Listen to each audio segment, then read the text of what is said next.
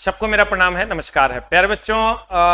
Cut off क्या होगा, ये बहुत बड़ा सवाल है। बच्चे बहुत ज्यादा मैसेज कर रहे हैं, बहुत सारे मीडिया वाले भी आते हैं कि सर कट ऑफ पे आप बयान दीजिए वगैरह वगैरह वगैरह। तो आंसर की का इंतजार था हमको भी। तो ये जो कट ऑफ अभी हम बता रहे हैं मेरे दोस्त, ये एक्सपेक्टेड है, थोड़ा बहुत इधर उधर हो सकता है। तो आइए हम कट ऑफ 2022 ग्रुप डी का जो है आफ्टर आंसर की बात कर लेते हैं।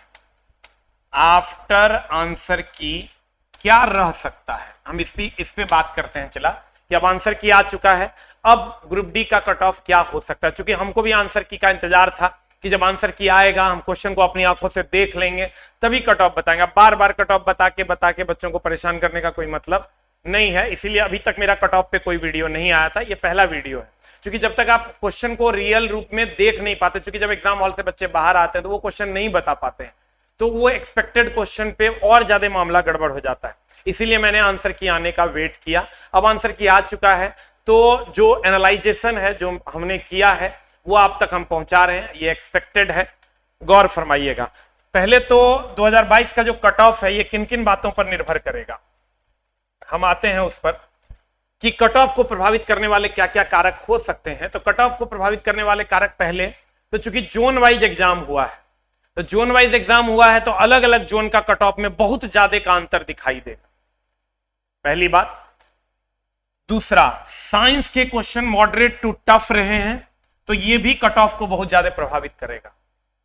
उसके बाद कैटेगरी आपका क्या है, क्या आप जनरल से आते हैं, क्या आप ओबीसी हैं, एससी हैं, एसटी हैं, या ईडब्ल्यूएस से आते हैं, या फिजिकली हैंडीकैप्ड हैं, या अप्रेंटिसशिप है, तो ये भी इफेक्ट करेगा। परसेंटाइल भी बहुत ज्यादा इफेक्ट करेगा। अगर आप बहुत ज्यादा सोच के बैठे हुए हैं तो वैसा नहीं होना है, कम जाएगा कट ऑफ। नॉर्मलाइजेशन में एक एक बच्चे का 15-15 नंबर बढ़ जाता था, तो वैसा नहीं होना है। तो परसेंटाइल भी आपके कट ऑफ को बहुत ज्यादा प्रभावित करेगा। मतलब अब परसेंटाइल क्या प्रभावित करेगा, तो परसेंटाइल कट ऑफ को ज्यादा नहीं जाने देगा, उसको कम करेगा। फिर उसके बाद आते हैं हम फर्स्ट और सेकंड फेज का जो कट ऑफ है वो कम रहेगा अन्य फेज की तुलना में। जो पहला 2 फेज था उसका कट ऑफ कम रहेगा अन्य फेजेस की तुलना में। तो हमने कहा चला जी कि जोन वाइज एग्जाम हुआ है तो ये बहुत ज्यादा इफेक्ट करेगा, किसी जोन का कम, किसी जोन का बहुत ज्यादा होगा। साइंस का क्वेश्चन मॉडरेट टू टफ रहा, ये इफेक्ट करेगा। परसेंटाइल ये भी इफेक्ट करेगा। और फर्स्ट एंड सेकंड फेज का जो कट ऑफ है वो कम रहेगा अन्य फेजेस के तुलना में। फिर हम आते हैं चला जी कि 2018 में क्या कट ऑफ था। 2018 में मेरे दोस्त 1.6 करोड़, 2018 में अगर हम बात करें 1.6 करोड़ लोगों ने फॉर्म भरा था और 60,000 वैकेंसियां थी, तब का ये कट ऑफ था। हम 2 बोर्ड का लेते हैं, एक इलाहाबाद का लेते हैं और एक कलकत्ता का लेते हैं, जो हाईएस्ट था। हम हाईएस्ट की बात कर रहे हैं, जो हाईएस्ट की अगर हम बात करें तो इलाहाबाद और कलकत्ता। कलकत्ता सबसे हाईएस्ट रहा था पिछले बार।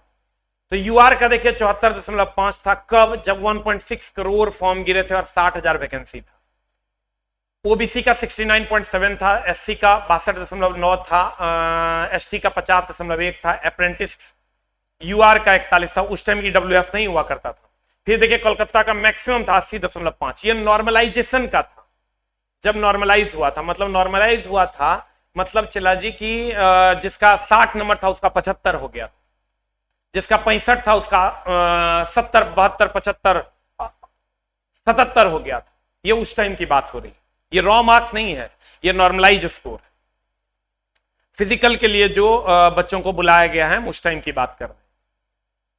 अब चला, एक 1.6 करोड़ फॉर्म गिरा था, 60,000 वैकेंसी था। अब क्या हुआ है कि अब 1.15 करोड़ यानी 1 करोड़ 15 लाख फॉर्म गिरा है और वैकेंसी भी लगभग 1 लाख है। देखिए फॉर्म भी 45,000 कम गिरा है, 45 लाख कम गिरा है, और वैकेंसी 40,000 ज्यादा। ध्यान दीजिएगा, इस बार फॉर्म भी 45,000 कम गिरा है और वैकेंसी 40,000 ज्यादा। पहले 60 था, अब 1 लाख। अब क्या होना, और पहले नॉर्मलाइजेशन था जहां 5 नंबर से 15-18 नंबर तक बच्चों का बढ़ जाता था। अब परसेंटाइल है 2 से 3 नंबर बढ़ घट सकता है, आप उस हिसाब से अंदाजा लगा सकते हैं। तो अब 2022 में क्या कट ऑफ रहने की संभावना है, एवरेज कट ऑफ निकालते हैं कि चलिए ये तो हमने दो बोर्ड का बता दिया कि ये दो इलाहाबाद और कलकत्ता का था। एवरेज कट ऑफ जो है वो 2018 और 2000 में क्या था, कम से कम और ज्यादा से ज्यादा, उसकी बात करते हैं। तो यूआर का जो एवरेज कट ऑफ था वो 62 से 77 था, मैक्सिमम 80 था। ओबीसी का 56 से 72 था। आप देखिए दोनों में जो डिफरेंस था मिनिमम में वो 62 से 56 यानी 6 नंबर का था। और फिर उसी तरह एससी में भी लगभग 6 से 7 नंबर का डिफरेंस था, और एसटी में लगभग 48 से 49, 2, 3, 4 नंबर का, 1, 2, 3 नंबर का डिफरेंस रहता है। मतलब यूआर और ओबीसी के बीच में 4 से 5 नंबर का गैप रहेगा, और ओबीसी और एससी के बीच में 5 से 6, 7 नंबर का गैप रहेगा, और ये दोनों के बीच में 4 नंबर का गैप रहेगा। और अप्रेंटिसशिप वालों के लिए 40 से 45 नंबर तक मिनिमम जो उसका क्वालिफाइंग था उतने में हो गया था। अब आते हैं 2022 में क्या होना है। 2022 में चूंकि यहां चला नॉर्मलाइजेशन था और यहां परसेंटाइल है। परसेंटाइल क्या होता है, नॉर्मलाइजेशन क्या होता है, इस पर भी हम आगे चर्चा करेंगे अगली वीडियो में। अगला वीडियो में उसका भी ला रहे हैं, वो भी फॉर्मूला के साथ। तो नॉर्मलाइजेशन था पहले, तो पहले क्या होता था 5 नंबर से लेकर 18 नंबर तक बच्चों का बढ़ जाता था।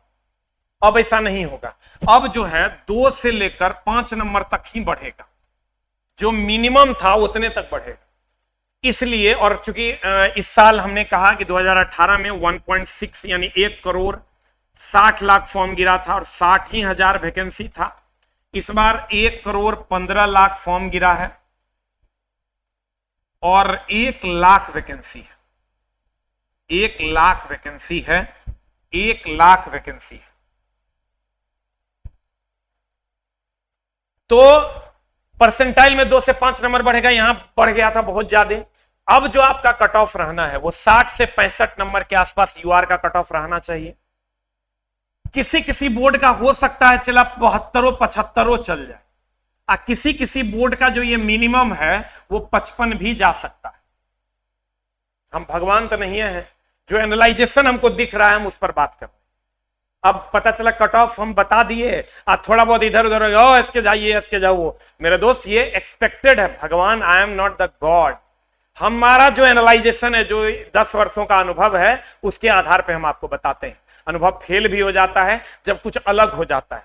तो मेरे दोस्त, जो ये जो कट ऑफ है ये इधर 75 तक जाएगा और इधर जो है ये 55 तक जाएगा। ये रॉ मार्क्स की हम बात कर रहे हैं। हम बोले परसेंटाइल में 2 से 3 नंबर 4 नंबर से ज्यादा आगे पीछे नहीं होगा। अब यहां अगर हम बात करें मेरे दोस्त, ये 55 नंबर यानी 5 नंबर का डिफरेंस, हमेशा जितना डिफरेंस यहां था उतने डिफरेंस यहां भी रहे। तो 55 से 60 हो जाएगा ओबीसी का, एससी का 48 से 55 और एसटी का 45 से 50 और अप्रेंटिसशिप यूआर वालों का 40 से 42। और इस दोनों के बीच में जो है ना ईडब्ल्यूएस आएगा। इस टाइम तो ईडब्ल्यूएस नहीं था 2018 में, लेकिन अब है। तो ये दोनों के बीच में ईडब्ल्यूएस आएगा। लेकिन ईडब्ल्यूएस का जो मामला है मेरे दोस्त, कहते हैं कंक्लूजन पे आते हैं, किसी किसी बोर्ड में कट ऑफ इससे कम भी जा सकता है और इससे बहुत ज्यादा भी जा सकता है, 10-10 नंबर तक आगे बढ़ जाएगा। वो डिपेंड करेगा कि कितने लोगों ने अप्लाई किया और कितना पोस्ट है। अब कहीं पर पता चला 150 पोस्ट है, 300 पोस्ट है और एप्लीकेंट्स बहुत ज्यादा हो गए, तो वहां पर चला बहुत ज्यादा का डिफरेंस तुमको दिखाई देगा। और दूसरा कैटेगरी क्या है ये उस पर भी डिपेंड करेगा। अगर हम ईडब्ल्यूएस के कट ऑफ की बात करें तो बहुत ज्यादा उतार चढ़ाव देखने को मिलेगा, 10-10 नंबर तक उतार चढ़ाव आपको देखने को मिलेगा। जनरल से ईडब्ल्यूएस का जो कट ऑफ है जनरल से, वो 10 नंबर 12 नंबर तक आपको उतार चढ़ाव इसका दिखेगा। हमने फिर से मैं क्लियर कर देता हूं मेरे दोस्त कि ये कट ऑफ यूआर का जो 60 से 65 है, इसी हिसाब से 5 नंबर इसका कम, 4 नंबर इसका कम, 3 नंबर इसका कम, इसी तरीके से ये जाएगा। लेकिन ये किसी किसी बोर्ड में 75, 77, 78, 80, 85 जा सकता है, लेकिन वो किसी खास बोर्ड में ही होगा जिसमें नंबर ऑफ एप्लीकेंट्स ज्यादा हैं और नंबर ऑफ स्टूडेंट कम है।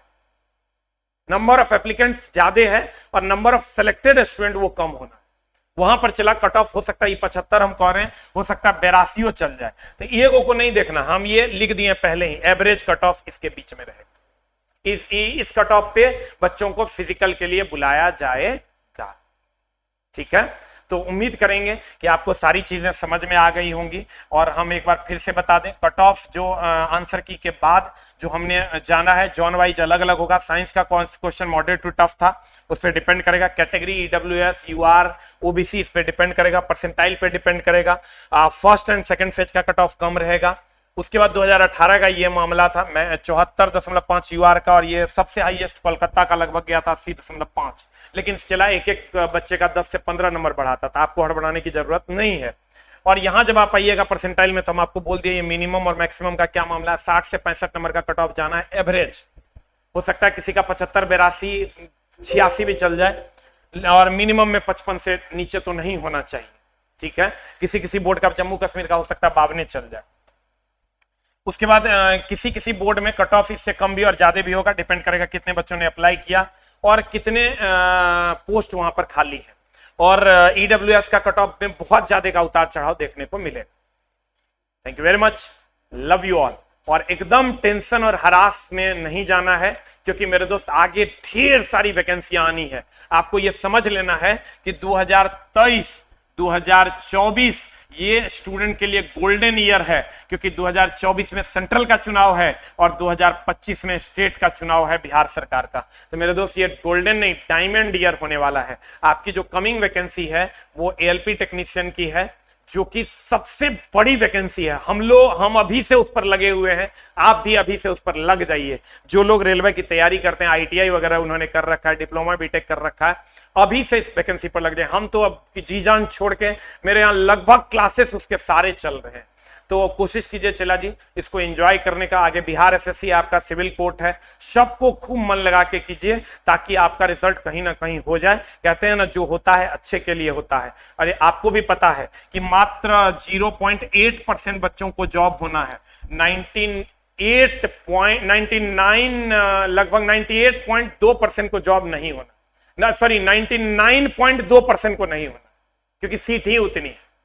मेरे दोस्त आप जोड़ के देखिए, 1,60,00,000 अगर एप्लीकेंट है, 60 लाख बच्चे मान लीजिए नहीं है गए होंगे, 1 करोड़ बच्चे अगर गए होंगे, 1 लाख को होना, तो 1% को ही जॉब होना है, 99% को नहीं होना। तो इसमें आपकी गलती नहीं है, क्योंकि वैकेंसी ही कम है, इसलिए आपको टेंशन नहीं लेना। और आगे बड़ी बड़ी वैकेंसी है, ये तो ग्रुप डी की वैकेंसी है, आगे बड़ी बड़ी वैकेंसियां आनी तय है।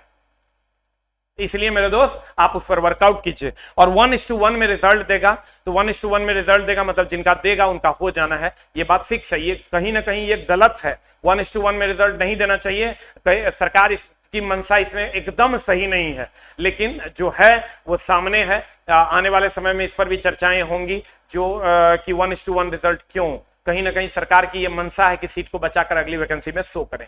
Thank you very much. मिलते हैं हम लोग अगली कक्षा में, अगले वीडियोस में कुछ नए इंफॉर्मेशन के साथ। आने वाले 2 वीडियोस हैं, एक तो नॉर्मलाइजेशन और परसेंटाइल में कितने का डिफरेंस आपको दिखाई देगा, और दूसरा कि डॉक्यूमेंट वेरिफिकेशन, फिजिकल के बाद डॉक्यूमेंट वेरिफिकेशन का क्या होना है, उसमें कितना नंबर का डिफरेंस होगा। Thank you very much, love you all, नमस्कार।